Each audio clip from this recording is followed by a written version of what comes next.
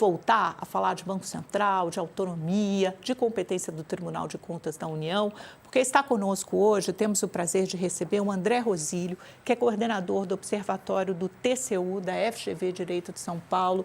Professor, seja muito bem-vindo ao Mercado Aberto, obrigada pela sua presença. Quero começar lhe perguntando qual o saldo que o senhor viu dessa reunião de ontem entre TCU e Banco Central, se isso representa um recuo, um acordão político para não pegar tão mal, não ficar tão feio para o TCU, talvez uma reação institucional e corporativa tentando preservar, pelo menos na aparência, a competência do Tribunal de Contas da União. Queria, assim, um overview, um diagnóstico seu mesmo sobre todo esse imbróglio com esse capítulo, não é o capítulo final, certamente, mas com o último capítulo lançado ontem. Perfeito. Bom dia, Amanda. Prazer estar com vocês aqui. Acho que você fez uma boa síntese do caso, né? Essa saída negociada, né, entre o Banco Central e o Tribunal de Contas é uma saída, de alguma maneira, uma saída honrosa para o Tribunal de Contas, para a confusão em que ele acabou ingressando em função da medida unilateral do ministro Jonathan, né? Então, de um lado, eu acho que é o reconhecimento, de alguma maneira, não expresso, mas indireto, de que o Tribunal de Contas não tem competência para agir no assunto, mas não um reconhecimento explícito, né, da incompetência absoluta do Tribunal de Contas para dispor sobre esse assunto. E, de outro lado, também, eu acho que é importante de destacar que essa saída, né, então uma inspeção para inglês ver, para usar a expressão que você usou aqui, Amanda, também, de alguma maneira, dá algum tipo de respaldo para o próprio Banco Central. Então, como o Tribunal de Contas da União, esse ingresso inusitado do Tribunal de Contas da União no assunto acabou gerando uma insegurança jurídica muito grande, né? Então, assim, o que faz o Tribunal de Contas da União num processo de liquidação de uma instituição financeira, o que pode sair daí, quais são as consequências, colocando sob suspeita a própria atuação do Banco Central, né, a lisura do Banco Central na condução desse processo. Então, acabou gerando uma nuvem de insegurança jurídica densa, e uma forma que se encontrou ali de política, né, uma saída política que se encontrou ali, foi o Tribunal de Contas analisar, mas uma análise relativamente pro forma, dando ali algum tipo de aval e protegendo de alguma maneira a própria atuação do Banco Central. Então, é uma saída política negociada entre as partes para, de um lado, dar algum tipo de conforto para o próprio Banco Central e, de outro lado, uma saída honrosa para o Tribunal de Contas, né, para não haver o reconhecimento expresso da incompetência absoluta do Tribunal de Contas para agir no caso. Agora, o que eu acho que é importante de destacar, e algo que eu tenho dito em várias ocasiões em função do caso Master, né, é que o Tribunal de Contas da União é absolutamente inusitada, né, a participação do Tribunal de Contas da União nesse assunto. Não é um assunto para o Tribunal de Contas, não é um assunto para a Corte de Contas tratar, né, processo de liquidação de uma instituição financeira.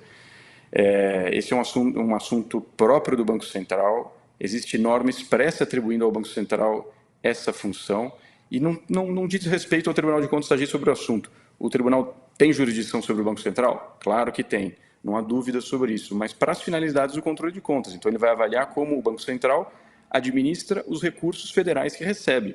O Banco Central é uma instituição federal, uma autarquia federal, recebe recurso federal e tem que administrar isso de maneira correta. Cabe ao Tribunal de Contas da União analisar isso. Então, se ele fez se por exemplo, for identificada uma contratação do Banco Central para, por exemplo, aquisição de material de escritório para o Banco Central, uma contratação com sobrepreço, o Tribunal de Contas da União pode avaliar, pode punir gestor e por aí vai. Agora, isso não dá para o Tribunal de Contas a competência para entrar na atividade fim do Banco Central. Porque se fosse assim, né, no final das contas, como o Tribunal de Contas ele tem jurisdição sobre todas as instituições federais, no final das contas ele poderia tratar de qualquer assunto, né, da administração pública, como uma espécie de revisor. Ele poderia atuar como revisor do Banco Central, da Agência Nacional de Transportes Terrestres, da agência que cuida da vigilância sanitária, da Anvisa, ou enfim, dos mais variados assuntos do Estado brasileiro. Isso não faz o menor sentido, né? Porque o Tribunal de Contas é um órgão de controle externo auxiliar do Legislativo, ele não é administração pública. Então, acho que esse ponto é importante de frisar, né? Porque é um precedente, no final das contas, é uma saída honrosa, mas é um precedente que pode ser perigoso, porque, no final das contas, é o Tribunal de Contas participando de um ambiente que não é dele. Então, eu acho que esse precedente, no final das contas, ele ainda abre uma porta perigosa, né, que não deveria ser aberta para o Tribunal de Contas entrar. Concretamente, o que vai acontecer daqui para frente? Quando fala que os técnicos da Audibancos terão acesso a documentos, mas não os documentos sigilosos bancários ou sigilosos de negócio. Então, ao que esses técnicos vão ter acesso e eles vão buscar que tipo de informação? E aí eles ainda podem levantar algum tipo de informação que leve a um benefício, a uma vantagem usado posteriormente pela defesa de Daniel Vorcaro, que possa levar a um processo diferente na liquidação de ativos ou a um pedido de indenização no futuro, indenização à União? Aqui a gente está um pouco no campo da especulação, né? A gente não teria como dizer com certeza o que o Tribunal de Contas da União vai fazer nessa inspeção pro forma, né? Mas tomando aqui como base a experiência, não no setor financeiro, mas em setores regulados outros, né? Então, o que o Tribunal de Contas da União tem feito nas agências reguladoras, provavelmente ele vai avaliar se o processo foi conduzido de maneira que para o Tribunal de Contas da União é suficiente, né? Se a motivação para a tomada de decisão do Banco Central é suficiente, enfim, analisar o processo para avaliar se ali estão presentes os elementos suficientes para a tomada de decisão do Banco Central, ainda que ele não tenha acesso a dados sigilosos. Pelo que tem sido dito nos mais variados veículos aí, né, a chance de o Tribunal de Contas da União, nesse contexto, né, dizer que, olha, a operação foi feita de modo equivocado, a liquidação do Banco Master foi feita de modo assodado, acho que é remota, né? O próprio presidente do Tribunal de Contas da União falou, olha, na minha avaliação pessoal, foi tudo bem na condução do caso Master pelo Banco Central.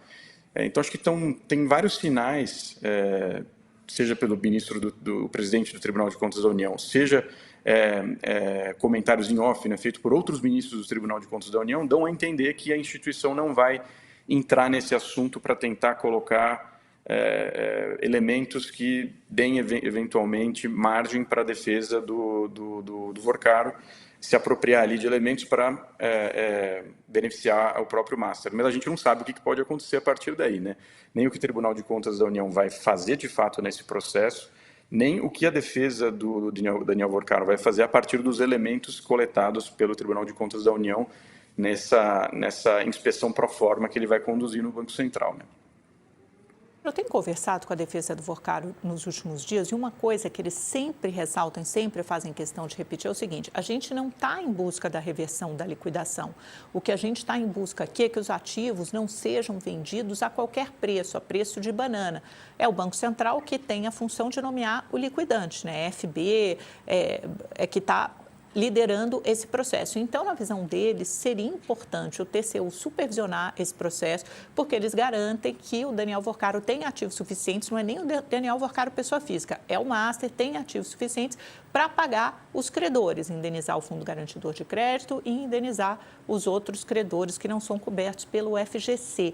E eu tenho um pouco de dificuldade em entender, e já questionei a defesa sobre isso, mas também continuo sem entender, como é que o TCU poderia atuar e avançar nesse sentido? E mesmo depois da reunião de ontem, a defesa segue confiante de que essa supervisão se faz necessária não para o processo de liquidação, mas o ato que se segue. Então, uma vez determinada a liquidação, o ato que se segue de inventário e de venda de ativos pelo liquidante. É isso que eles querem supervisionar, é nisso que eles pretendem intervir para conseguir um preço melhor de venda de ativos. O senhor consegue vislumbrar qual a estratégia, do que isso se trata? Realmente é uma estratégia difícil de ser compreendida, viu? Porque, voltando aqui ao Tribunal de Contas, né, ele está cuidando das finanças da União. O Banco Master, ele não é uma instituição pública, não é uma instituição estatal e muito menos uma instituição federal, né? Então, não cabe a ele fazer esse tipo de análise, né? Avaliar os ativos da instituição financeira, ou a precificação, ou o modo como se lidará com os ativos dessa instituição financeira. Ele não tem, sim, sendo bem transparente, ele não tem nada a dizer sobre esse assunto, né? O TCU ele não tem como fazer esse tipo de levantamento, ele não tem competência para fazer esse tipo de levantamento, ele não consigo avaliar, ao imaginar como se poderia extrair de uma análise do Tribunal de Contas informações úteis para essa finalidade indicada pela defesa do Master, né? Então, realmente eu ficaria muito surpreso que a partir desse processo de fiscalização do TCU se pudesse extrair elementos que ajudassem a defesa nesse sentido. Olhando aqui pela perspectiva exclusivamente jurídica, né, de quem tem acompanhado a atuação do Tribunal de Contas e tentado refletir sobre o espaço da jurisdição de contas no Brasil, ela tem se expandido muito ao longo dos últimos anos, né? O TCU ele tem sido muito bem sucedido nesse esforço de expandir suas competências para além do que a legislação previu para ele. Mas mesmo tendo esse olhar para essa expansão da atuação do Tribunal de Contas nos últimos anos, eu tenho dificuldade de avaliar como ele poderia ser útil para essa finalidade que você indicou, Amanda. Como é que sai o TCU de todo esse imbróglio? Com a sua credibilidade arranhada, com a sua institucionalidade questionada? O senhor citou agora que, por mais que tenha havido um recuo, abre-se uma porta perigosa, um precedente que não é exatamente muito auspicioso. Qual a sua avaliação nesse sentido? Eu acho o seguinte, tendo em vista a reação forte que não só o sistema financeiro nacional teve em relação a essa atuação inusitada do Tribunal de Contas no caso Master, né? Mas os mais variados setores da sociedade, acadêmicos, profissionais de modo geral, que olharam com perplexidade para essa atuação do Tribunal de Contas, né? Eu acho que isso acende um alerta importante que ajuda a questionar a trajetória que o Tribunal de Contas da União vem seguindo nos últimos, 20 anos. Porque até então, o Tribunal de Contas foi expandindo suas competências quase que sem resistência, né? Então, se a gente for olhar para o que ele faz nas agências reguladoras, hoje, atualmente, né, o Tribunal de Contas ele é uma espécie de co-administrador no campo regulatório. Então, os principais contratos celebrados pela administração federal, né, nos setores regulados, os contratos de longo prazo, as concessões, as privatizações, desestatizações de um modo geral, elas não vão adiante sem um aval prévio do Tribunal de Contas da União, que participa ali da própria modelagem das contratações. Então, ele tomou assento na cabine de comando da administração federal para os assuntos principais nos setores regulados. E se vem aceitando a participação do Tribunal de Contas da União dessa forma nos setores regulados, ainda que sem previsão constitucional e legal. É quase que um estado de fato ali, né, a presença do Tribunal de Contas nesses assuntos. E que tem sido documentada há bastante tempo já pela academia, né, pelas faculdades de modo geral, pelos trabalhos acadêmicos. O Observatório do TCU tem procurado fazer esse trabalho há bastante tempo também, né, e dos problemas de governança que isso tem gerado, né, dos problemas de governança dentro da administração pública federal. Agora, o caso Master, ele ajuda a acender esse alerta. Será que essa trajetória de expansão das competências do Tribunal de Contas, né, de autoatribuição de competências do TCU, é positiva? Pode ter efeitos negativos? Eu acho que sim, né? Agora, todo mundo está atento para esse fenômeno e acho que isso pode servir para uma eventual correção dessa trajetória de expansão sem freios, né, da atuação do Tribunal de Contas da União. E acho que isso cria um precedente perigoso, sim, no sistema financeiro, né, porque essa foi a primeira vez em que o TCU procurou entrar dentro do sistema financeiro nacional. Até então, isso não tinha ocorrido. E a gente até brincava internamente lá no Observatório, falando, vai chegar um dia em que o Tribunal de Contas da União vai querer dar alguma palavra sobre a fixação, por exemplo, da taxa de juros no Brasil, né?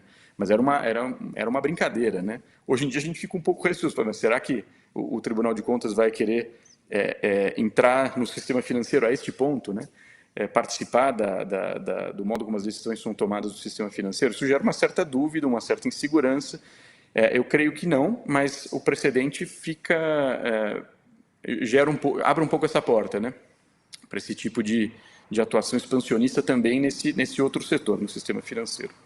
Excelente, professor. Eu gostei muito da sua explicação. Eu acho que todo esse caso, né, esse imbróglio, realmente nos fez jogar a luz sobre o TCU, que de vez em quando anda meio escondido da opinião pública, acho que já desde a história das pedaladas fiscais do governo Dilma Rousseff não ganhava todo esse protagonismo, né? Não tomava a ribalta, digo, não para a academia, né? Para o poder público, mas talvez para a sociedade em geral. Mas te agradeço, não sei se o senhor concorda comigo, mas te agradeço demais. Concordo. Demais por essa entrevista, por essa explicação. Volte sempre, viu? Bom dia para o senhor. Bom dia, obrigado a vocês.